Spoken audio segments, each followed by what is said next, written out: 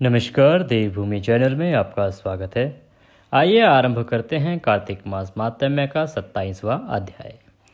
पिछले 26वें अध्याय में हमने सुना कि किस प्रकार से माँ गंगा की कुछ बूंदें मात्र मिल जाने से बड़े बड़े राक्षसों का उद्धार हो जाता है। आज हम सुनेंगे कि किस प्रकार से सौदाश राजा और ब्राह्मणी जैसे बड़े पिशाच और राक्षसों का माँ गंगा के आशीर्वाद से उद्धार होता है और पुनः वह अपनी राक्षस योनि से मुक्ति पाते हैं। आइए कथा श्रवण आरंभ करते हैं। उससे पहले आप अपना एक स्थान ग्रहण कर लें, स्थान पे बैठ जाएं, भगवान श्री हरि के चरणों में अपना ध्यान लगाएं और कथा श्रवण करना आरंभ करें। ब्रह्म राक्षस से जब जंगल में उनकी भेंट हुई तो ब्रह्म राक्षस के पूछने पर सौदाश और ब्राह्मणी अपना वृतांत सुना रहे हैं। ब्रह्म राक्षस से जब जो बोलने लगे हैं तो आइए किस प्रकार से वो बताते हैं उसको आरंभ करते हैं। सौदाश राजा बोला कि महाभाग, तुम कौन हो? पूर्व ही तुमने क्या किया? हमारे मित्र हो, अत्यंत स्नेह से सब वृतांत कहो।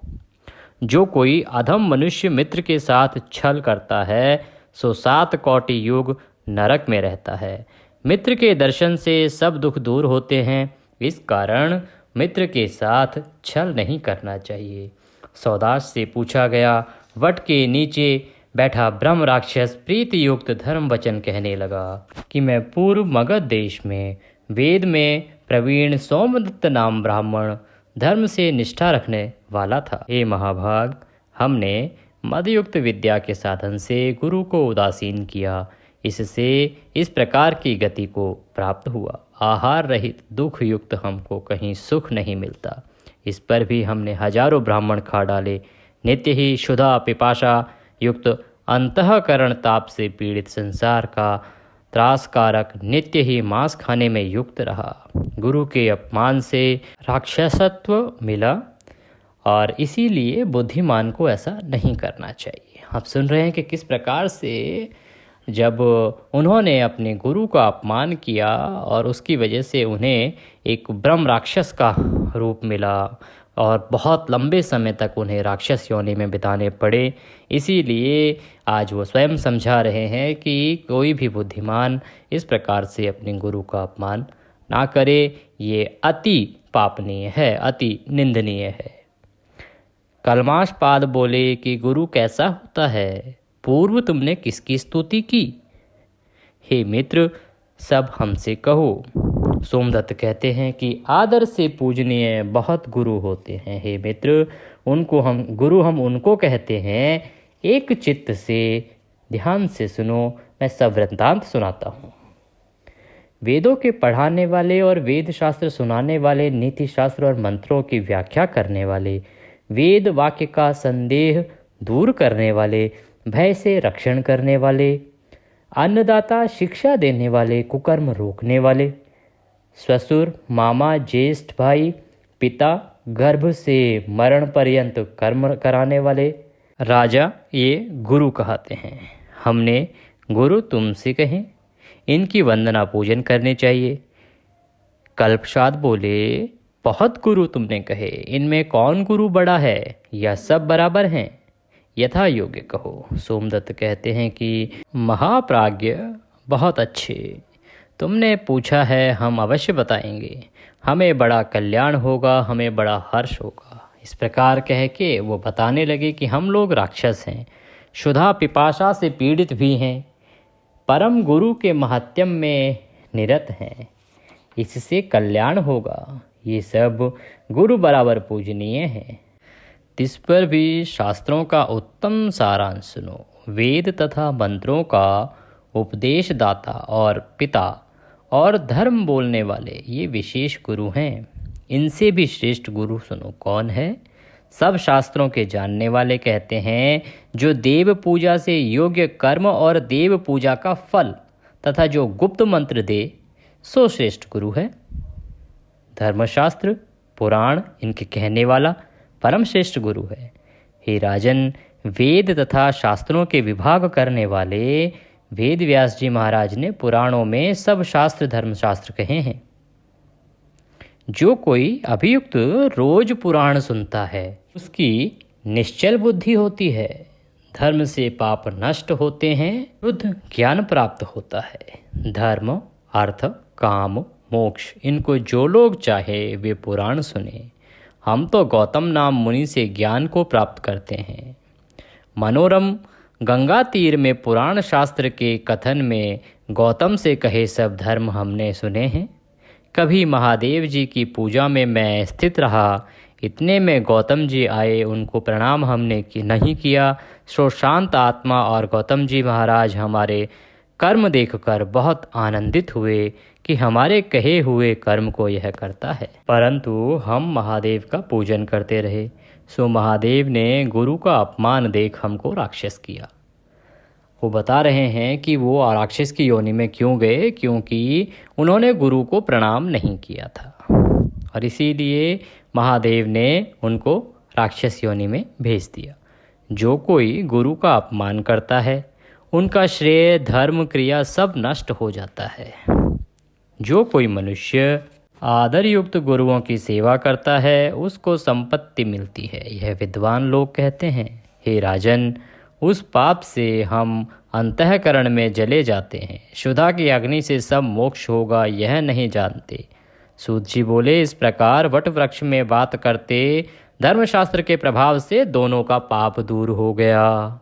इतने में कलिंग देश का रहने वाला कोई गर्ग नाम धार्मिक ब्राह्मण आया। कंधे में गंगा जल लिए विवेश्वर महादेव का नाम लेते आनंदित होता चला आता है। आते हुए गर्ग नाम मुनि को देख पिशाच और पिशाचिनी दोनों बोले, हमारा पारण भोजन प्राप्त हुआ। ऐसा बोल भुजा उठाकर दौड़े। गर्ग जी कहे हुए नाम सुनकर निकट न जा सके, दूर से वचन बोले। राक्षसी सबसे पहले कहने लगी, कल्याण रूप महात्मा, तुम्हें नमस्कार है। जिनके नाम के स्मरण से राक्षस दूर रहते हैं, हमने कोटि ब्राह्मण खा डाले। तुमको महादेव का नाम महाभय से रक्षित करता है।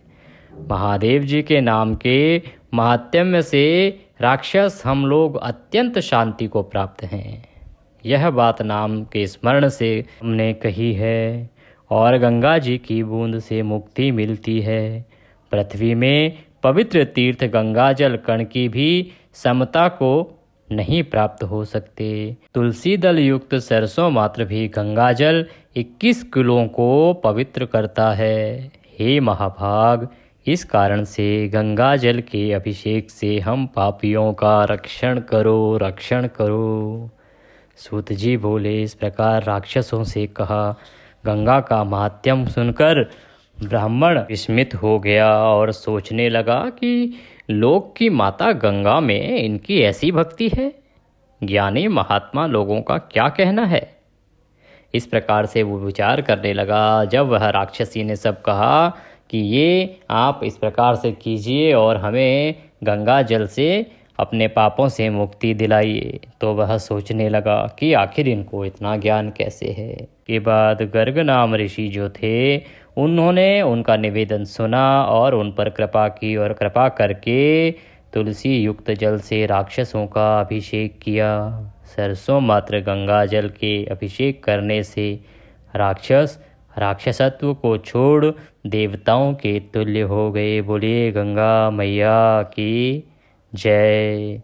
तो देखिए किस प्रकार से गंगा जल के कुछ बूंदे मात्र पड़ने से ही करोड़ों सालों से उस जंगल में भटक रहे राजा, ब्राह्मणी और वह पिशाच तीनों ही अपने राक्षसत्व से मुक्त हुए और देवता तुल्य हो गए। पुत्र युक्त ब्राह्मणी और सोमदत्त शंख चक्र गदा हस्त विष्णु रूप हुए। गर्ग नाम मुनि की स्तुति करते हुए विष्णु जी के मंदिर को गए। सो कलमाशपाद नाम राजा अपने रूप को प्राप्त हुआ, फिर बड़ी चिंता को प्राप्त हुआ। उस राजा का चित्त व्याकुल देख गुप्त रूप सरस्वती बोली, हे राजन, हे महाभाग, दुख ना करो, राज्य के अंत में तुम्हारा भी कल्याण होगा। कर्म से पाप रहित हो, विष्णु जी की भक्ति को प्राप्त करो। दया युक्त वेद मार्ग में प्राप्त गुरु की कृपा में प्राप्ति से लोग विष्णु के परम पद को पाते हैं। सरस्वती के इस प्रकार वचन सुन राजा आनंदित हुआ और उसने गुरु जी का स्मरण किया और विधि विधान से प्रणाम करके गर्ग मुनि की तथा गंगा की स्तुति की। विष्णु जी का स्मरण कर काशी में गया। 6 महीना काशी गंगा विश्वेश्वर महादेव का दर्शन कर परम आनंद को प्राप्त होकर अपने राज्य को आया। गुरुजी ने अभिषेक किया। इसके ऊपर मनोरम भोगों को भोग कर पृथ्वी का रक्षण करके मोक्ष को प्राप्त हुआ। श्री सूत जी ऋषियों से कहते हैं, यह कुछ आश्चर्य की बात नहीं है। विष्णु जी के और काशी के गुण कहते सुनते स्मरण करते गंगा जलपान करते मनुष्य मुक्त हो जाता है। आप लोगों ने उत्तम गंगा महात्म्य सुना। ब्रह्मा विष्णु महादेव जिनका पार नहीं पाते, गंगा के नाम के स्मरण मात्र से मनुष्य करोड़ों पापों को छोड़ ब्रह्मलोक को जाता है। गंगा गंगा ऐसा एक बार कहने वाले से उसी समय पाप से छूटकर ब्रह्मलोक को जाता है। जो लोग इस अध्याय का पाठ करेंगे सुनेंगे, इनको गंगा के स्नान तुल्य फल प्राप्त होगा। इति कार्तिक महात्म्य सप्तविंशो अध्याय संपूर्ण। बोलिए श्री हरि भगवान विष्णु की जय। इसी के साथ कार्तिक मास महात्म्य का आज 27वां अध्याय यहाँ पर संपूर्ण होता है। अभी हमारे 8 अध्याय बाकी हैं जो आने वाले समय में आपको प्रतिदिन सुनाए जाएंगे।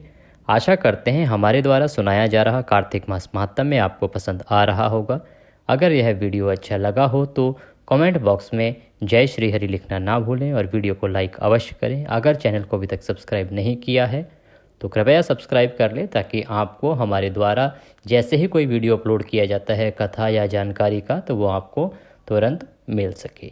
आज की इस वीडियो में अभी के लिए इतना ही। अगले वीडियो में फिर होगी आपसे मुलाकात। तब तक के लिए जय श्री हरि।